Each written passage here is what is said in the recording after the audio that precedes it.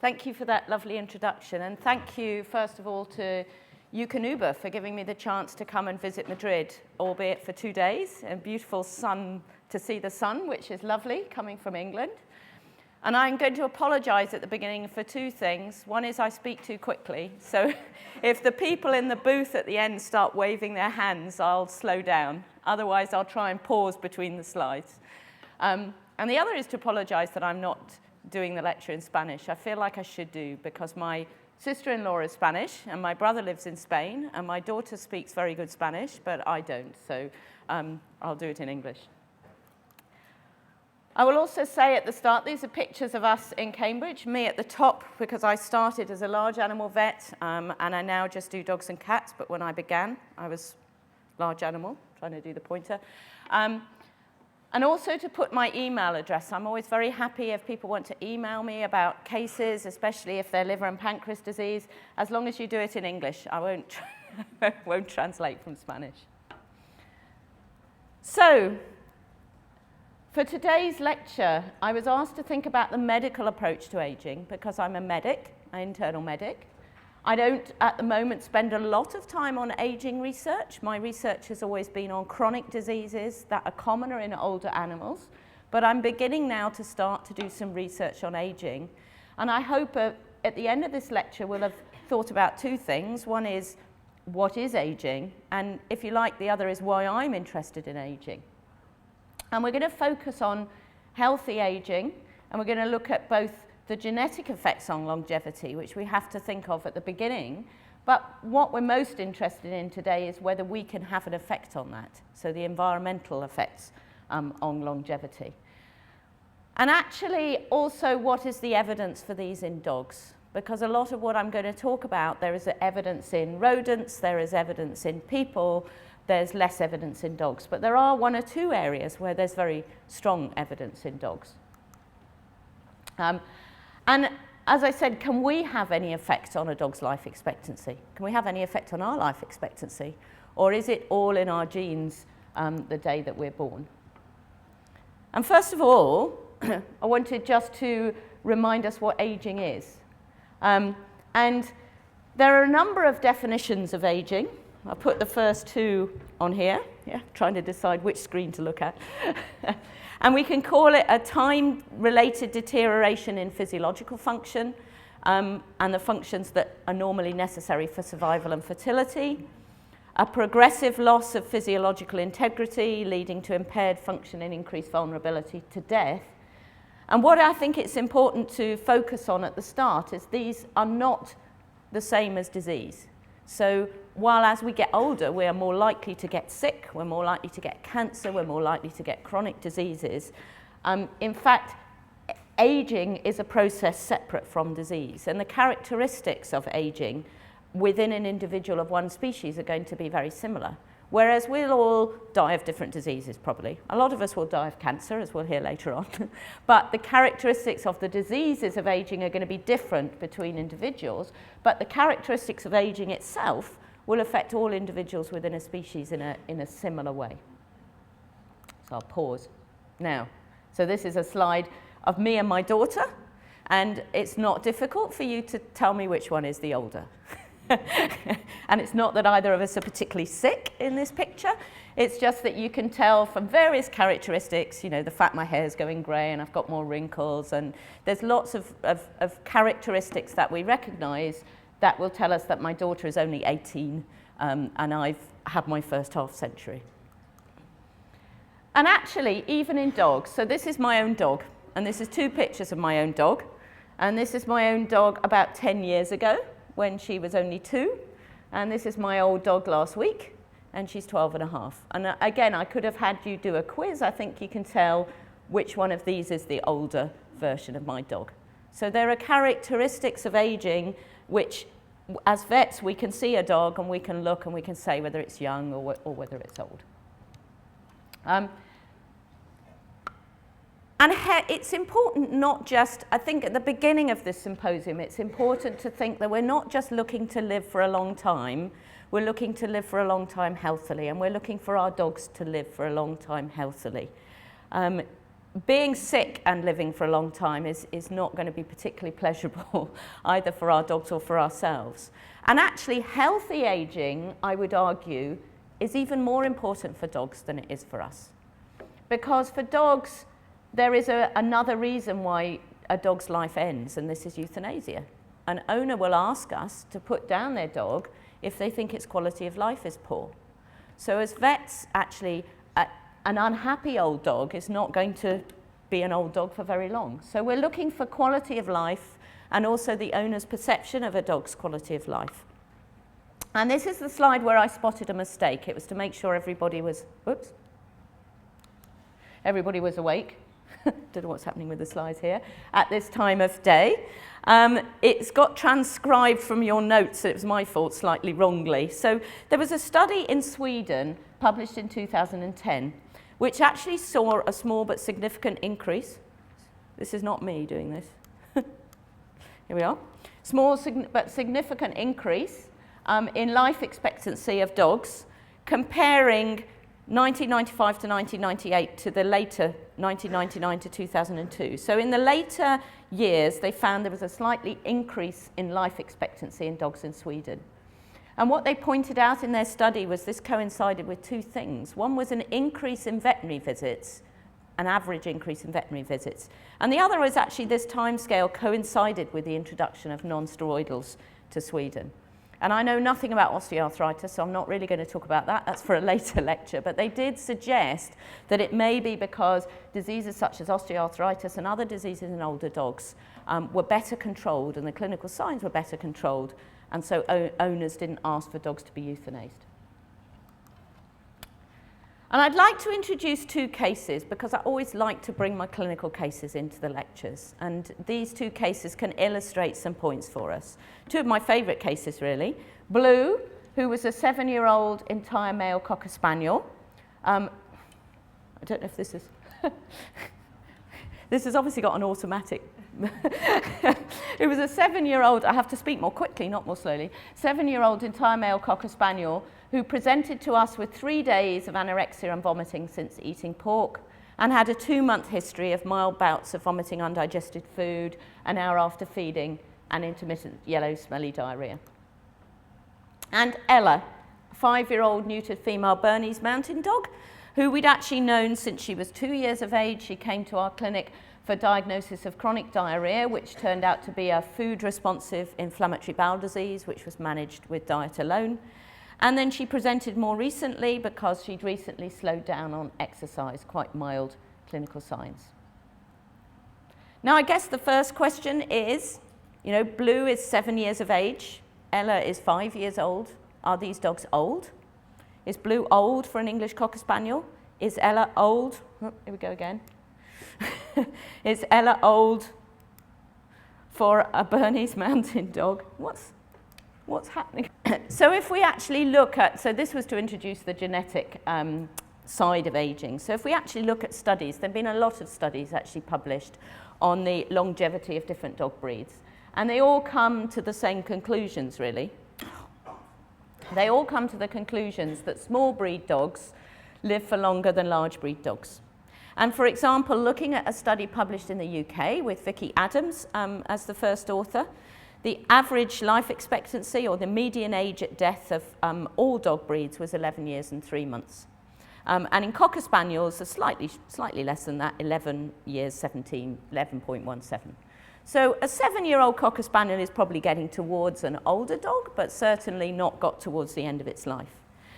When we look at smaller breed dogs, the Australian Silky Terriers, their life expectancy, average life expectancy was 14 years, whereas Bernese Mountain Dogs only 8 years. So perhaps Ella is really quite old as a 5-year-old Bernese Mountain Dog because they have a shorter life expectancy. And what Vicky Adams, because she's very good at statistics, showed was that 40%, nearly half of the variability of the age of death, could be explained by the body weight of the dog. And the longest lived breeds in another study were miniature poodles and border collies, and the shortest lived again were Great Danes, giant breed dogs. And then a very recent study demonstrated that the higher the degree of inbreeding in a particular pure breed dog, the shorter its life expectancy. Again, bringing in inbreeding as having an effect on life expectancy. But research always brings more questions, and I think these studies are interesting, but they bring us more questions. Why do small breeds live longer on average than larger breeds? If body weight accounts for 40% of the variability in the age of death, then what accounts for the other 60%? And with that other 60%, is there anything that we can do by nutrition or by lifestyle intervention that might change the longevity of a particular dog breed? So going back to Blue and Ella, I'm not going to go through the details of the cases because I don't have time, but I can go straight to the end and tell you that Blue actually had end-stage chronic pancreatitis, which is my favourite disease. And this is Blue's pancreas. And what we can see here, if I can find the button again, because I'm not very good with this. Found it, there we are. Oops, go back. Is that this is the remaining part of Blue's normal pancreas, or remaining part of Blue's pancreas, and the enzyme-secreting cells. And all of this here is fibrous tissue and scar tissue with a large amount of mononuclear cells in. And end-stage chronic pancreatitis is the pancreas equivalent of a cirrhotic liver.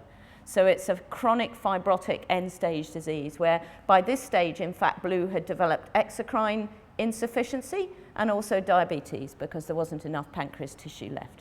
So a very chronic fibrotic disease. Interestingly, now Blue has a disease which is my #1 research interest at the moment, because English Cocker Spaniels, we believe now, have an autoimmune disease that affects multiple organs, and particularly ducts that produce carbonic anhydrase. If you think back to vet school and you think back to the places in the body that produces carbonic anhydrase, you would more or less come up with this list. The only thing we weren't taught, I guess, and the only thing in humans that they don't describe with this disease is anal sacculitis, but we think this is part of the syndrome. So these dogs get disease in their kidney, they get glomerulonephritis, they get dry eye, keratoconjunctivitis sicca, and probably dry mouth as well. They get chronic pancreatitis and they get biliary tract disease. And not all of these necessarily at the same time, but some and the others, and often they've had atopy as well.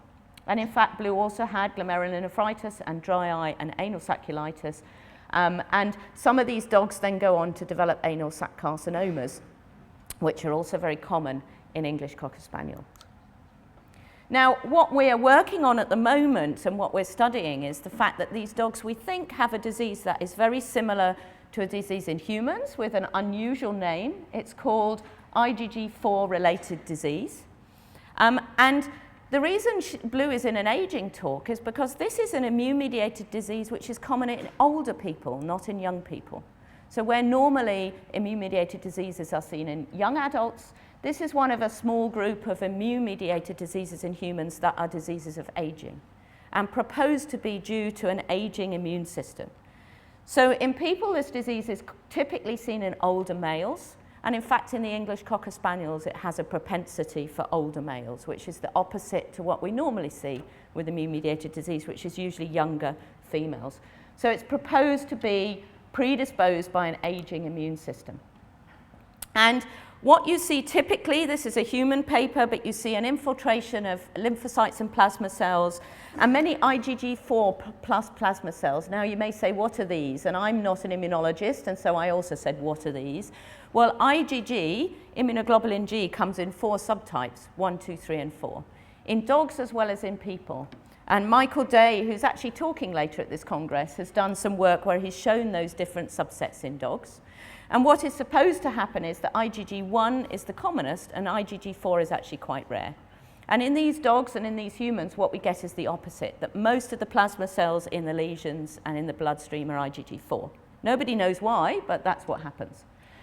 And the interesting thing about it is that it has a dramatic response to steroids, which for me is exciting because up until now, dogs with pancreatitis haven't had any treatment. And if we have a disease we can treat with steroids, this will be brilliant. And what we've seen, these are pictures of histology from affected dogs. So this is another Cocker Spaniel, this is a vein, and this is a duct. And all of these brown cells are T cells. So we've stained them with a stain that will show up T lymphocytes. and we've shown that T lymphocytes are homing in on the vessels and the ducts exactly as they do in people.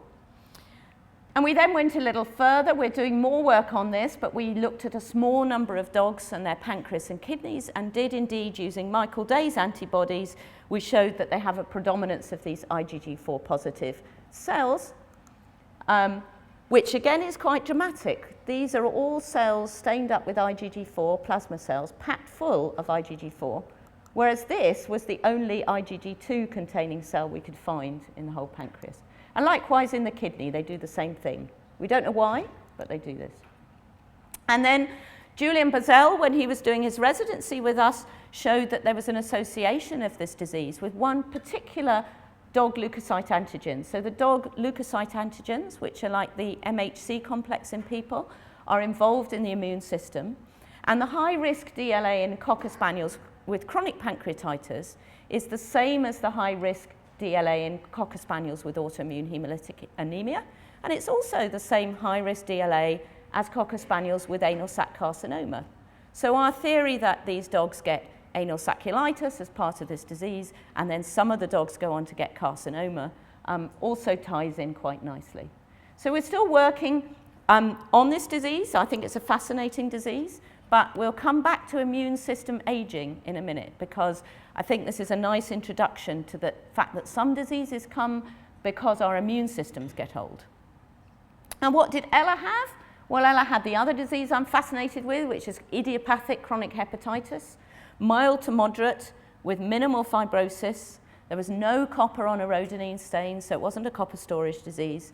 And really, we have no idea what was causing her disease.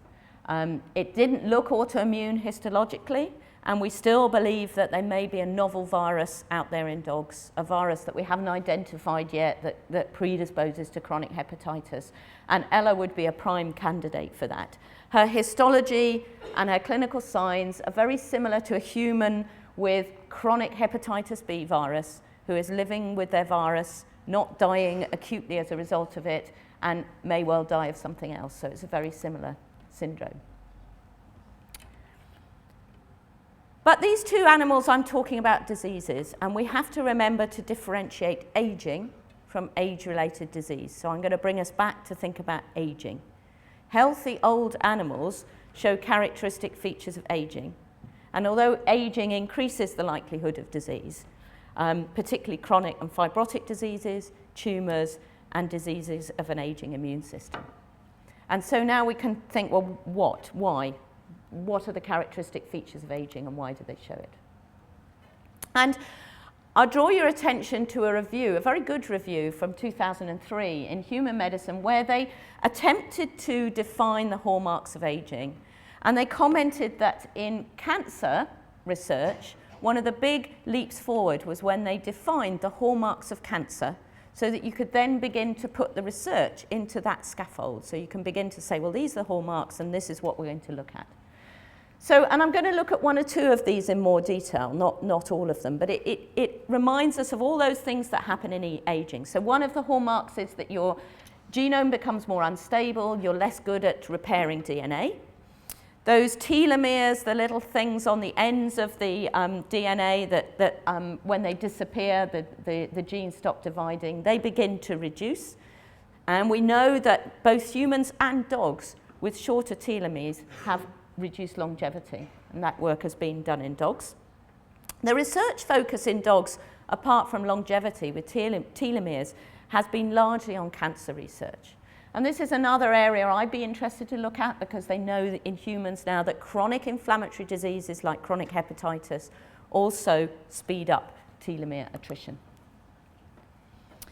Epigenetic alterations is a very interesting area, and we'll look at this a little bit more, because this is really where the environment comes in, because changes to the function of DNA due to environmental effects can have an effect on all sorts of things, including life expectancy. There's little work in dogs, and these epigenetic alterations are proposed to be reversible and things that you can affect during life, so that's very exciting. There's a loss of protein homeostasis in the cell, and there's a deregulation of nutrient sensing, which in a nutrition symposium is very interesting and relevant to dogs. And there's mitochondrial dysfunction and increased reactive oxygen species. There's cellular senescence, and we'll pause and think about that in a minute and what we mean by senescence in a minute. And also exhaustion of those stem cells within organs that regenerate organs. And there's altered intercellular communication, including an increase in a pro-inflammatory phenotype with age, which is called inflammaging, which is just a kind of a buzzword. So we'll consider some of these in more detail. And I'm very excited by the epigenetic effects on aging, and that's why I agreed to do this talk, really, because the environment does have an effect on aging. There is evidence in other species, there is some evidence in dogs that we can make a difference to longevity by altering a dog's environment. So it's not completely fixed in its genes, and we can make a difference with lifestyle and nutrition. And I'm very excited about it, not just for the dogs, but for ourselves as well, because dogs actually share an environment with their owners, as we know, very closely. They share an environment more than any other domestic pet. And so environmental effects that affect the aging of our dogs will also affect the aging of ourselves. So we can learn a lot by what we see in our dogs for ourselves. There is evidence that dogs were domesticated up to 30,000 years ago, and we've been working with them for at least 14,000 years. And we may share infections, we certainly share vectors. Dietary influences are similar. We know that the prevalence of obesity in dogs very closely mimics our own prevalence, which is partly what we feed them and partly the exercise. We obviously, when there have been problems with contaminants in foods, we've often shared them, I'm afraid, with our dogs. We share our exercise. Dogs are passive smokers if we smoke. They probably don't drink as much as us, but maybe in some parts of the country people also give their dog a drink as well. So drinking probably isn't so relevant, but smoking certainly.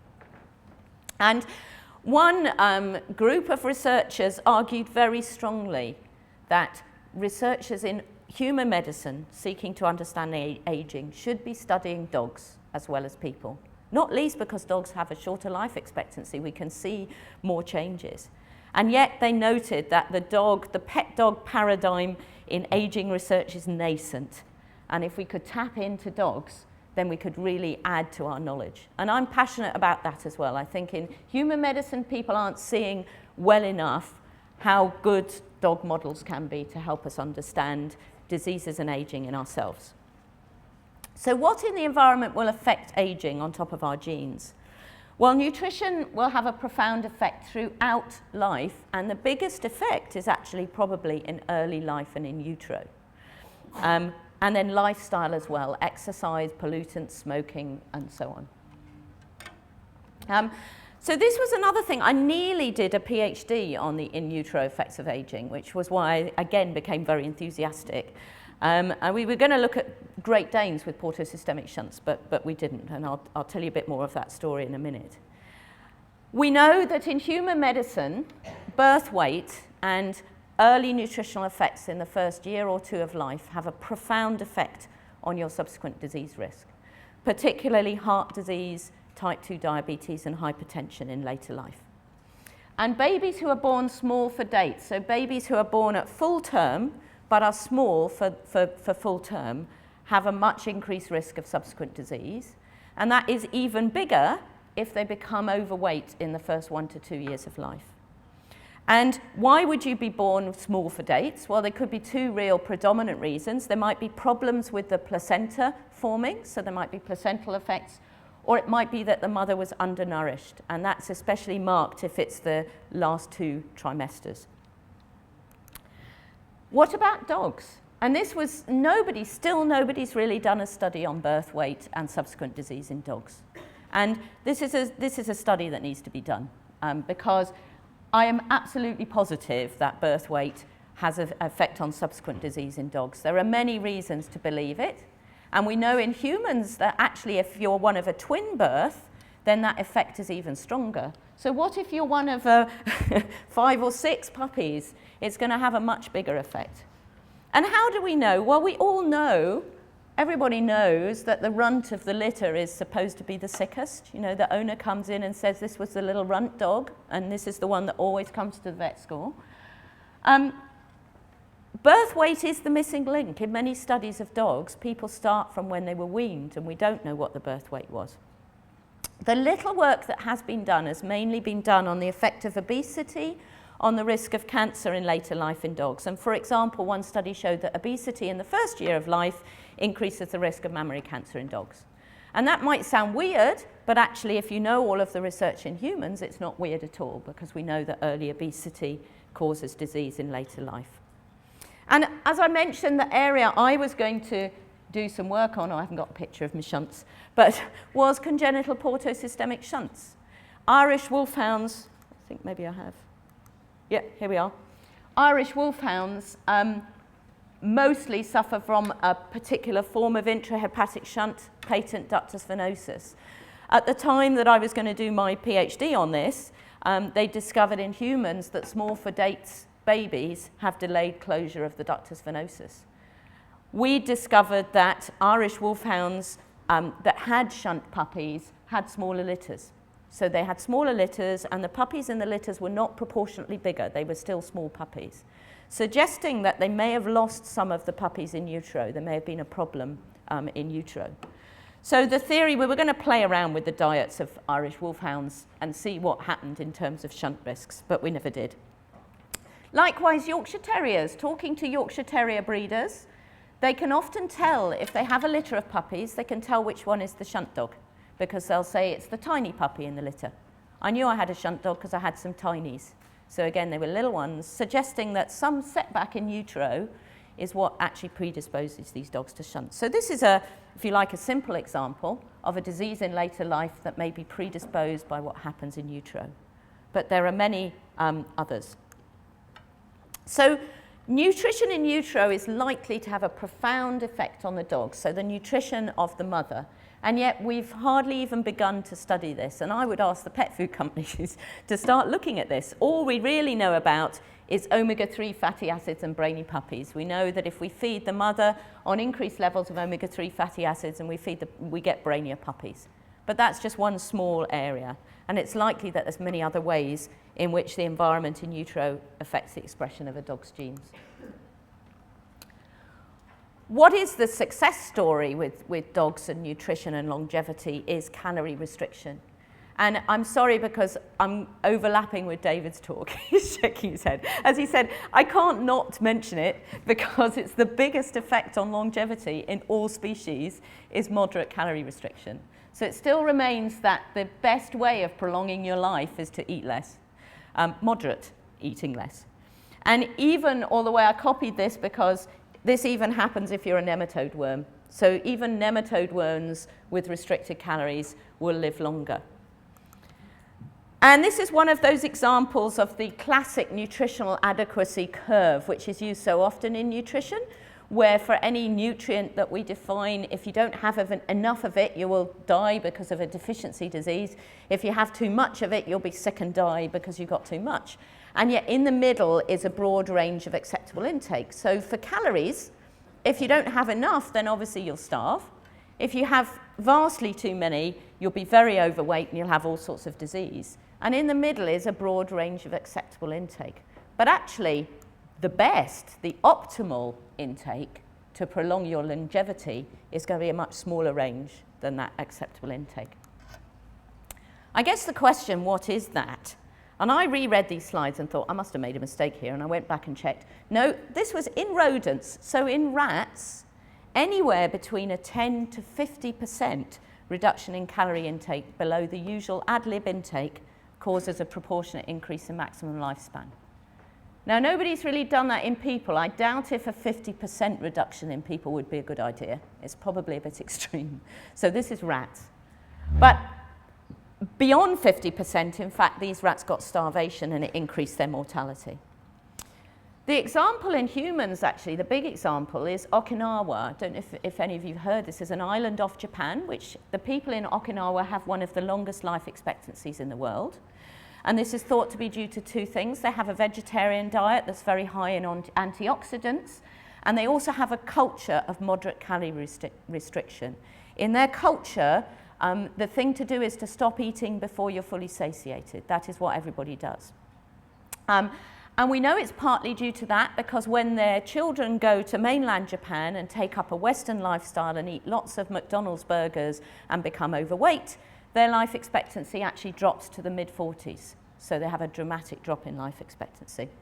Of course, it could also be just because Okinawa is a beautiful place to live with lovely climate and the sun. That might have something to do with the life expectancy. A similar study was undertaken in dogs.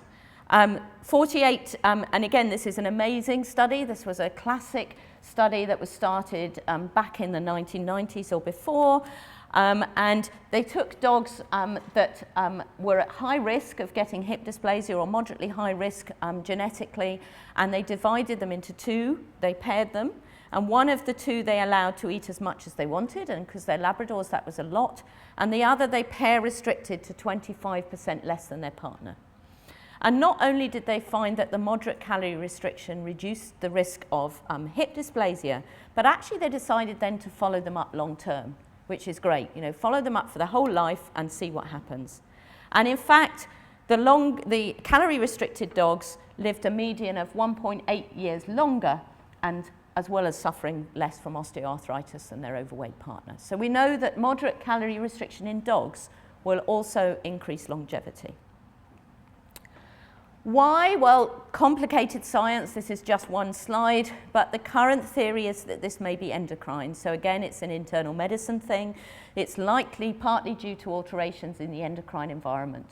And restricting calories reduces growth hormone, insulin-like growth factor, and insulin receptors, all of which increases longevity. And the theory is that the reduction in all of those reduces cell growth and metabolism and cell turnover. So because your cells are turning over less often, they will live for longer. That's the theory. So we come back to our cases. Were they moderate calorie restricted? Well, not really. Although Ella was always a slim dog. The owner, she actually took the dog for long runs every day. She was into sort of agility, so she had a slim Bernese Mountain Dog. But Blue was actually overweight until he developed his exocrine pancreatic insufficiency. So what about immunosenescence? Coming on to senescence in general, and what is senescence, and what happens as our immune system gets older. And a senescent cell is not just an old cell. Senescence is something special. It's a hallmark of aging. And what happens, this is taken from a review paper, and it's showing senescence of stem cells within organs. A senescent cell is a cell that's stepped out of the cell cycle. So it's gone into a very stable form of cell cycle arrest. And it's different from just a quiescent cell in that you can't stimulate these cells to go back into the cell cycle. They're resistant to stimulants to divide. And the theory is that this is a protective mechanism against cancer. So if you get a defective cell, you can take it out of the cell cycle, make it sit there and wait, and then the immune system will come and remove these cells. So there's an academic argument with aging biologists as to whether aging, a buildup of senescent cells is a hallmark of aging, or whether it's just that your immune system is less good at removing them. But one way or another, as you get older, you get more and more of these cells. And they're sitting there and they can't divide, and they're just asleep, if you like. But they're not completely asleep. This is the problem. They're still metabolically active, and they are still producing pro-inflammatory cytokines. And they're probably the main source of that increased inflammatory environment with age. So as you get older, you get more inflammation. Senescence is triggered by a range of stresses, and as I say, it's protective against cancer. But on the other hand, if you have a chronic liver disease and more of your liver cells become senescent, you can't then regenerate your liver. So we're beginning to understand that an increase in senescent cells causes a poor prognosis in chronic disease. And we know, again, that immunosenescence occurs in dogs. Michael Day published a review, which if you're interested, I recommend you go and have a read, looking at various changes in the immune system in dogs which occur as a result of aging. From very basic things like a reduced response to vaccination. So old dogs respond less well to primary vaccination than young dogs. To more complicated things, changes in the subsets of T cells and B cells.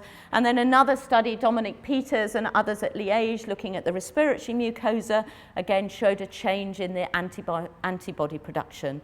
And I was interested really because they were looking at changes in IgG production in the respiratory mucosa, which would have an implication for Blues disease. So is Blues IgG4 positive disease due to immunosenescence? Is it because his immune system, as it gets old, becomes dysfunctional and begins to produce this disease? And of course, it's an interaction between his genes because he's a Cocker Spaniel, and we know that Cocker Spaniels are predisposed to autoimmune disease. And his environment, something will have triggered this, and his aging immune system. And if we understood more about these factors, then could we have delayed this or even prevented it from happening? So hence why I'm interested in aging. And is Ella's chronic hepatitis due to immunosenescence and or hepatocyte senescence? As I said, it's a recent science even in humans because we've looked at senescence and cancer, but people are now beginning to look at senescence and chronic inflammatory disease. And for both alcoholic and non-alcoholic liver disease in people, markers of senescence are a better prognostic indicator than any of the other markers that people have looked at. So if they take a biopsy of your liver and it's full of senescent cells, then you need to have a transplant soon because your liver can't regenerate. So again, this is going to be relevant in chronic liver disease. Now I will just mention, I'm nearly finished here, that Ella didn't actually die of her liver disease. As I said, she lived with it. We treated her symptomatically. And in fact, she died of histiocytic sarcoma, which is a nice link to the later discussion about cancer, because she's a Bernese mountain dog. And in the end, that was what took her. And by that stage, she was 7 years of age. So there we are, that was her cause of death.